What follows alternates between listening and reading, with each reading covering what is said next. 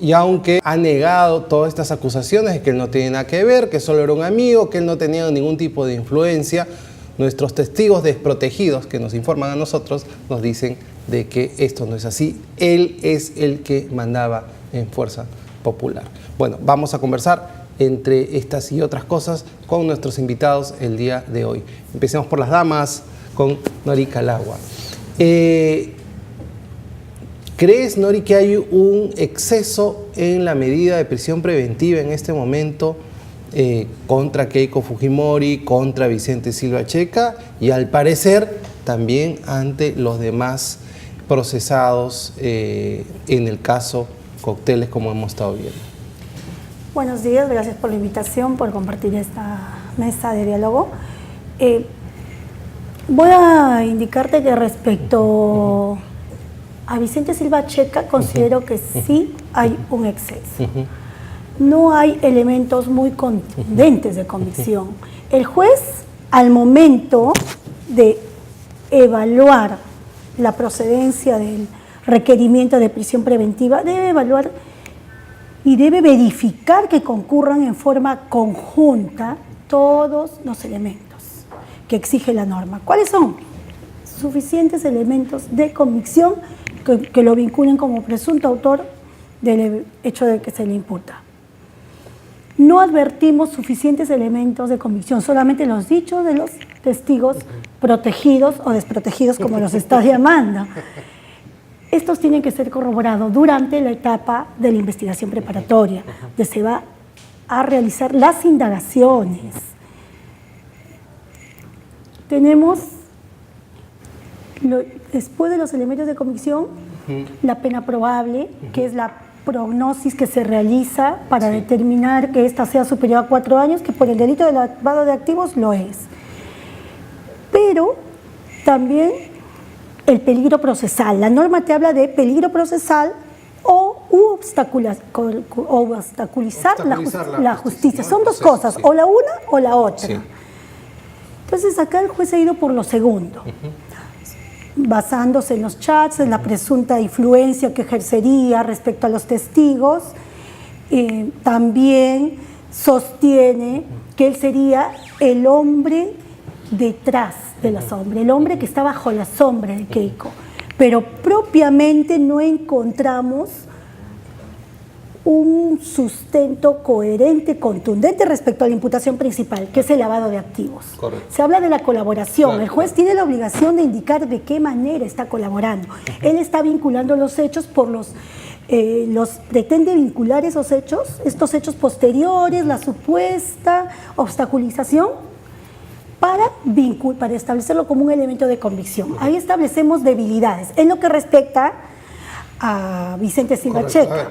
¿Coincides, Miguel Ángel? ¿Tú crees que hay un exceso? El juez Concepción Carguancho sigue en su cruzada personal anticorrupción y se quiere tumbar a quienes representen a Fuerza Popular, o si el riesgo procesal es evidente, hay una obstrucción a la justicia evidente, por lo tanto, ha tomado una medida dentro de la ley del Estado de Derecho. Miguel, primero saludarte, saludar a los cibernautas de UCI Noticias y a todos los televidentes en cable, saludarla a la doctora con quien tengo recién el gusto de conocerla. Sin embargo, en términos de defensa técnica, bien lo señala la doctora, cuáles son los elementos constitutivos que debería tener una prisión preventiva. Sin embargo, el Estado-nación, el Estado tiene al fiscal provincial encargado de la lucha contra la corrupción y la criminalidad organizada, en temas del Plan de Lucha Nacional Anticorrupción y de Crimen Organizado.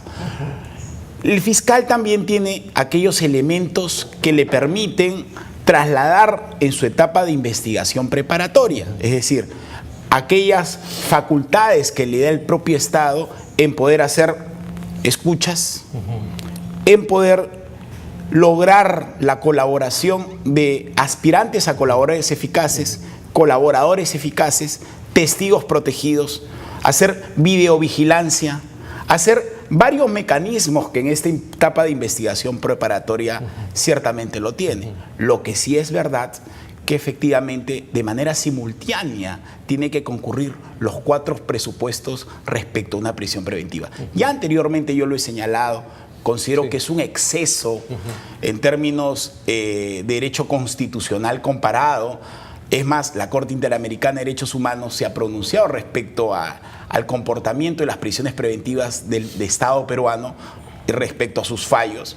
Sin embargo, también es cierto, y ahí sí puedo tener alguna discrepancia con la doctora, respecto al tema de la obstaculización del proceso.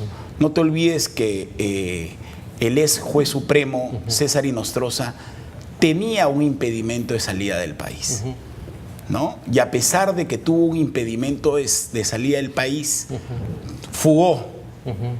Ahora bien, el peligro procesal a raíz de esa circunstancia, en términos de coyuntura, más aún en un estado donde se está institucionalizada la corrupción y la criminalidad organizada respecto a aquellas personas que son actoras y tienen decisión política dentro de sus estructuras, tenemos que tener un planteamiento de lucha real. Sin embargo, dentro de lo que señala ciertamente lo que es el debido proceso. Correcto. Lo que sí falta acá es que estos requerimientos de prisión preventiva sean debidamente individualizados dentro de su organigrama de la criminalidad organizada que señala. No se le puede imputar a todos de manera conjunta. Estos actos tienen y deben estar individualizados, y el juez garantista, porque no estamos en un sistema inquisitorio, sino garantista.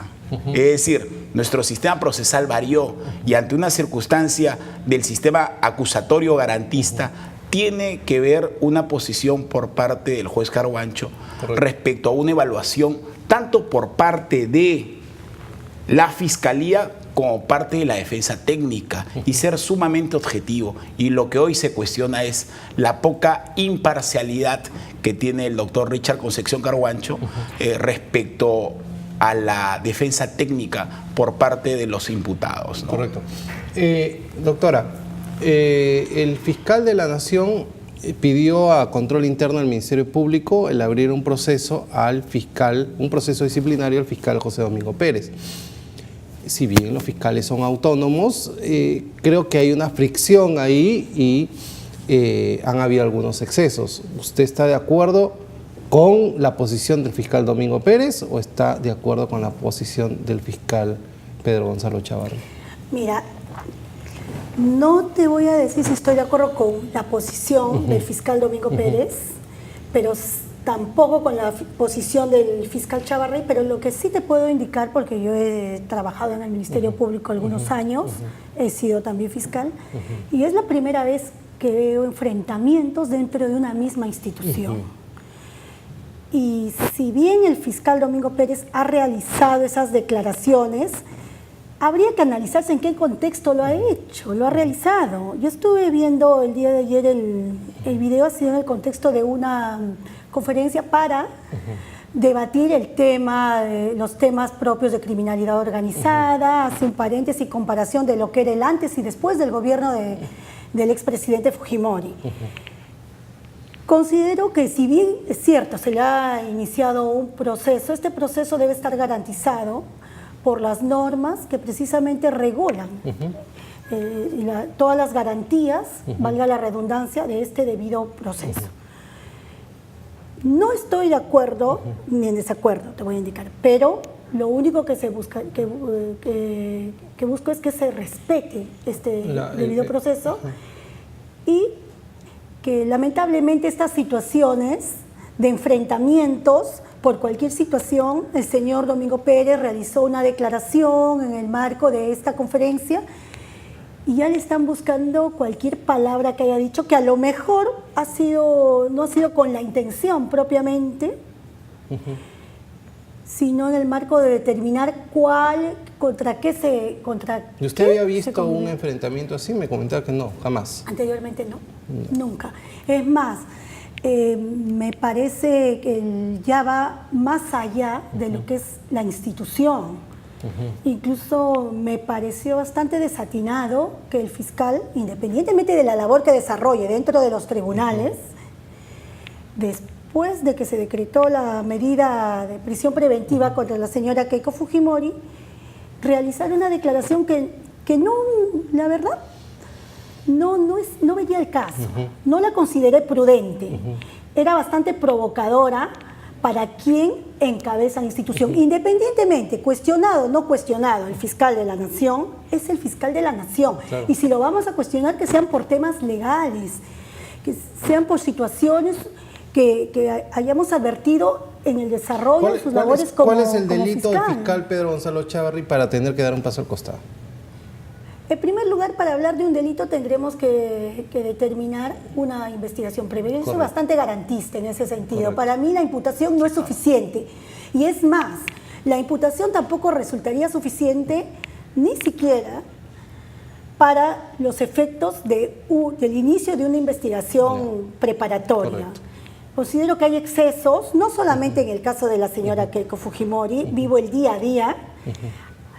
Hace un momento cuando me preguntaste sobre el tema de Vicente Silva Checa y de la señora Keiko Fujimori, establecí mi posición respecto al señor Silva Checa porque hay argumentos de la resolución del juez Carguancho que realmente resultan bastante subjetivos y ligeramente realizados, porque considero que vulneran en algunos extremos la labor que realizamos los abogados respecto a la defensa. Nosotros nos consultan, nos traen documentos, que Dios nos libre que mañana tenga un expediente, que me ha consultado algún colega, informes, que no necesariamente se ha determinado que estos informes de la Comisión Lavajato sean los que presuntamente son la información privilegiada. Eso se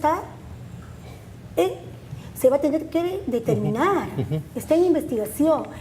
Entonces, que Dios nos libre a los abogados de tener documentos que nuestros colegas bien nos pueden haber consultado, porque lo primero que se va a pretender atribuir es que estamos influyendo, es que estamos asesorando debajo de la sombra. Y eso, no sé si el doctor ha tenido esas experiencias, pero es común que nos consulten determinados temas a los abogados. ¿Cuál es la falta de Pedro Gonzalo Chávarri, que hay un gran sector de la población que cree que debe dar un paso al costado, que el presidente mismo se ha tomado la molestia de pedir la salida, que el jefe del gabinete agarre y dice, para que hablemos con Fuerza Popular, que se vaya Chávarri? Ya que estamos con la presencia del rey de España, el rey de España no solamente tiene que serlo, sino parecerlo. Y cuando uno tiene cargos públicos, y más aún en un cargo tan importante como es la Fiscalía de la Nación, que representa la persecución penal referente a los ilícitos que los ciudadanos dentro de un país cometen. Entonces, obviamente tiene que ir porque parece, porque no lo parece. No. Yo creo que no existe, lamentablemente ha tenido malos amigos y ha tenido dentro de las escuchas que se han señalado algunas conversaciones impropias, no ilegales. Impropias, no ilegales. Por eso ahí sí coincido con la doctora que ha sido fiscal, que una vez que terminó el proceso de prisión preventiva de Keiko Fujimori, es imprudente por parte del fiscal provincial, el doctor Domingo Pérez, en señalar y acusar al fiscal de la Nación que debería retirarse. Es decir, nosotros tenemos que tener una separación de poderes real. Ni un poder para unos, ni tanto poder por otros. Porque el poder corrompe y el poder absoluto corrompe absolutamente. Y ciertamente el fiscal de la Nación, si bien es cierto existen conductas impropias dentro de sus conversaciones, e inclusive señaló que los abogados que no mienten, y después se tuvo que disculpar a raíz de un pronunciamiento de la decana del Colegio de Abogados de Lima.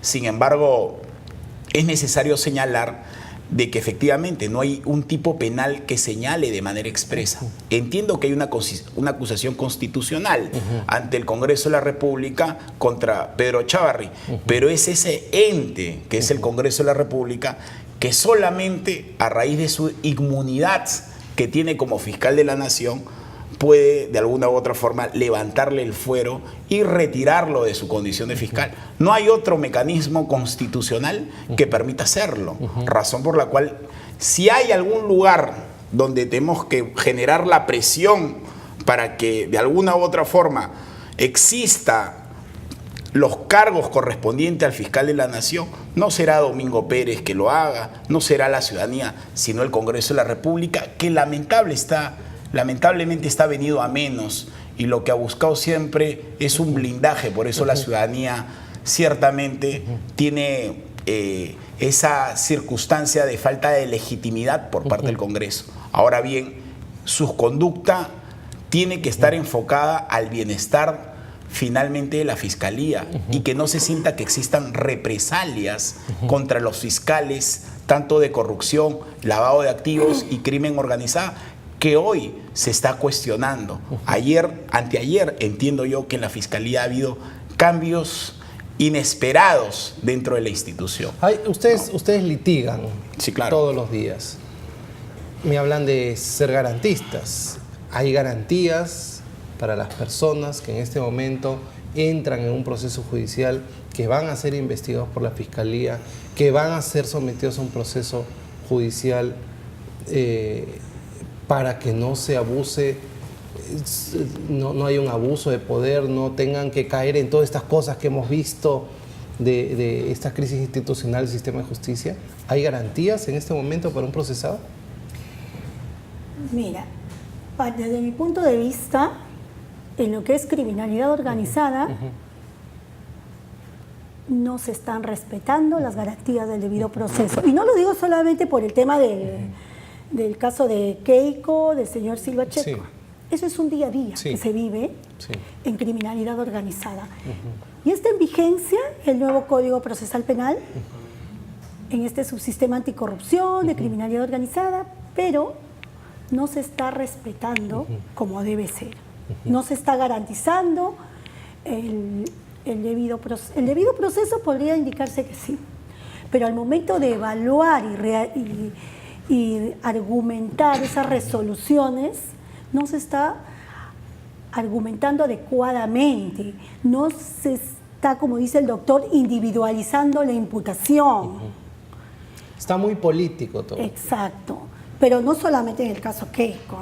Hay personas que están privadas de su libertad con una imputación, ni siquiera es un testigo protegido, incoherente, que no persiste en el tiempo. Y sin embargo, están procesadas, están privadas de su libertad y en muchos casos hasta condenadas.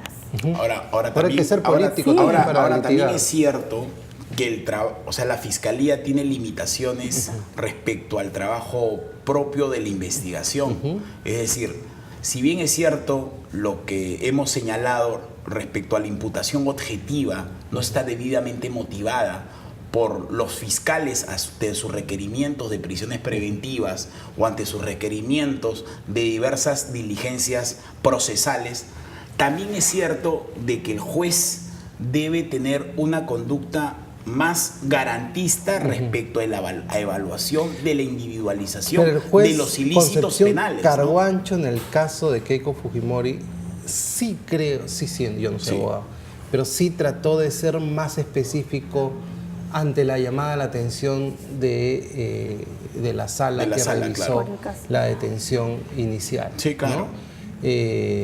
Vamos a ver cómo, porque le hace daño también, bueno, no le hace daño, es parte del proceso, que la sala superior le vaya siempre corrigiendo al juez de primera instancia, ¿no? Porque al final lo deja medio desestabilizado. Miguel, no sé si ahí coincidamos, pero en la detención preliminar, que es diferente a una prisión preventiva, en esta detención preliminar por 10 días, el requerimiento fiscal fue copiado por parte del juzgado de investigación preparatoria a través de un copy-paste, y lo señala la propia Sala Penal de Apelaciones. Ahora, los jueces tienen que ser más pulcros en las resoluciones de sus motivaciones. A eso voy, ¿no? Respecto un juez al cual le van enmendando la plana siempre su sala superior, me imagino que queda ahí pues medio pero ahí chamuscado. también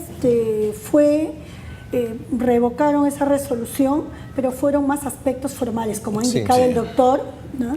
Es por la copia que se hizo de los fundamentos del requerimiento del Ministerio Público. Declararon nula. Claro, la declararon nula, pero es básicamente por un tema de formalidad, no hubo propiamente un tema de fondo, que hubiera sido bastante interesante, pero ahora está en trámite la apelación a la prisión preventiva, entonces esperemos a ver qué ocurre, pero como lo has indicado acertadamente, en este caso, en el caso de Keiko, sí, el juez se ha cuidado bastante de ser bien minucioso y ha tratado de cubrir todos los presupuestos que establece la norma, de sustentarlos.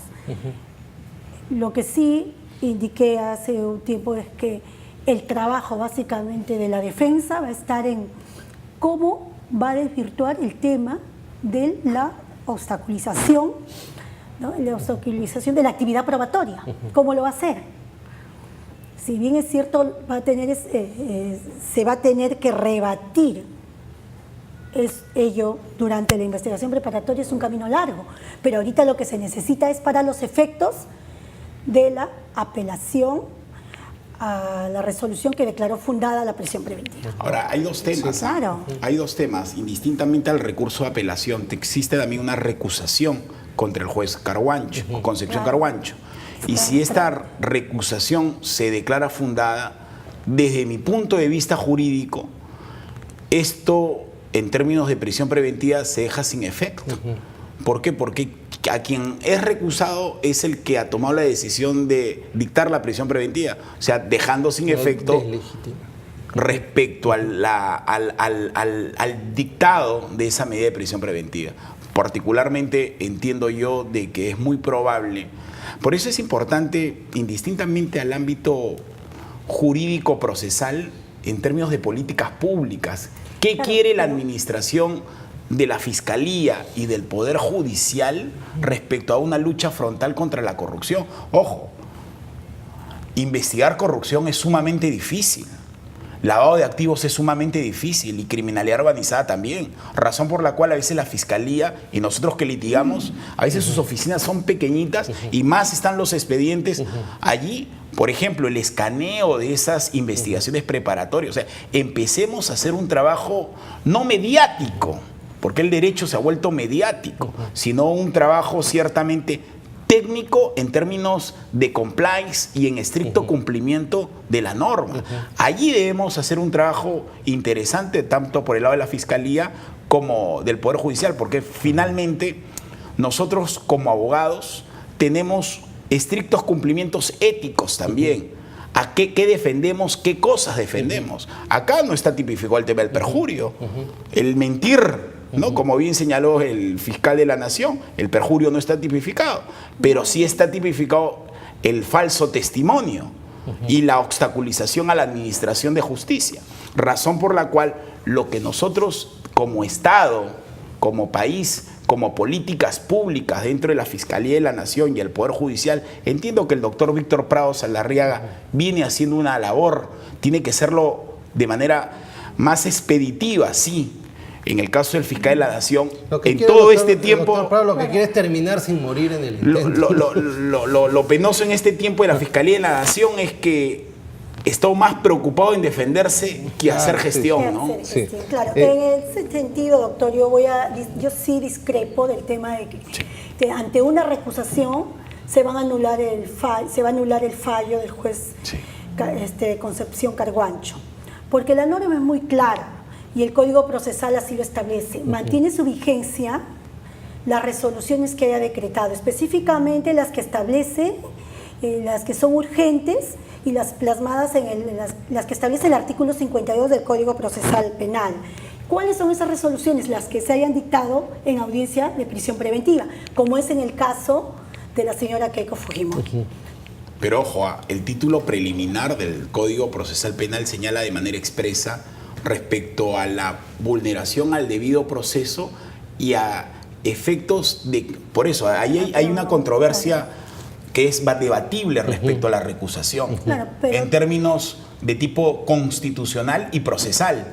Particularmente, y por eso lo dije yo, jurídicamente, de manera individual, considero que se deja sin efecto el acto propio del magistrado que ha sido recusado. Se dejarían sin efecto el 70% de los casos recusados, en ese caso. Lamentablemente No, hay pero, una posición claro, clara frente a un tema de derecho claro, constitucional. pero básicamente y en tendría ese que sentido. determinarse la vulneración del debido proceso. Yo considero que no se ha vulnerado el debido proceso en estos casos. Lo que es una Estando interpretación. a favor Bueno, sí. o en contra del sentido de las resoluciones del juez Concepción Carguancho, independientemente de que esté a favor o no, considero que no se ha vulnerado el debido proceso. Se está siguiendo el proceso conforme lo establece la norma y específicamente este nuevo modelo del Código Procesal Penal. Lo importante es que No, pero sí era interesante, sí. Miguel, que si lo recusan al juez Concepción Carguancho, él tenía dos posibilidades: inhibirse procesalmente hablando o elevar la recusación a la sala a efectos de que se pronuncie.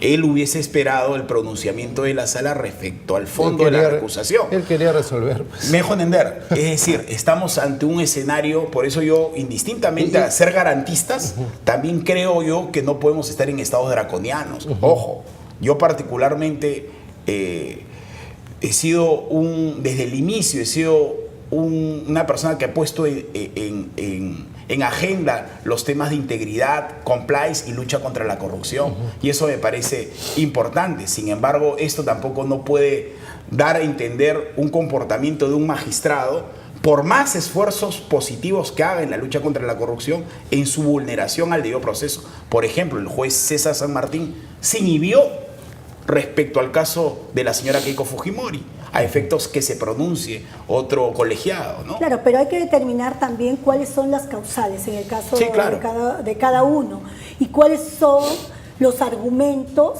de la defensa de la señora Keiko, porque tampoco no es tan seguro que se le vaya a declarar fundado la recusación. Así es, así es. Ah, no, claro. No es tan seguro. Y desde mi punto de vista, particularmente considero que no procedería la recusación. No está dentro de las causales que establece la norma. Yo creo que lo importante es que los peruanos claro. estamos aprendiendo derecho procesal penal.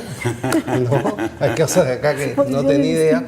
Pero es interesante ver todo el proceso, que tengamos cultura de eso y que se respete el debido proceso y que sepamos que estamos en un estado de derecho para cualquiera. Se respete el debido proceso para todos y la ley es para todos. Claro, ¿no? Que sí.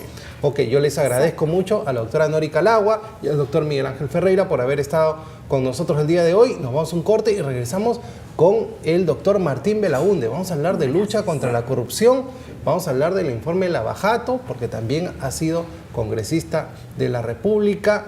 ¿Qué pasa en estos procesos políticos como el informe Lavajato? Regresamos con el doctor Martín Belaunde Moreira.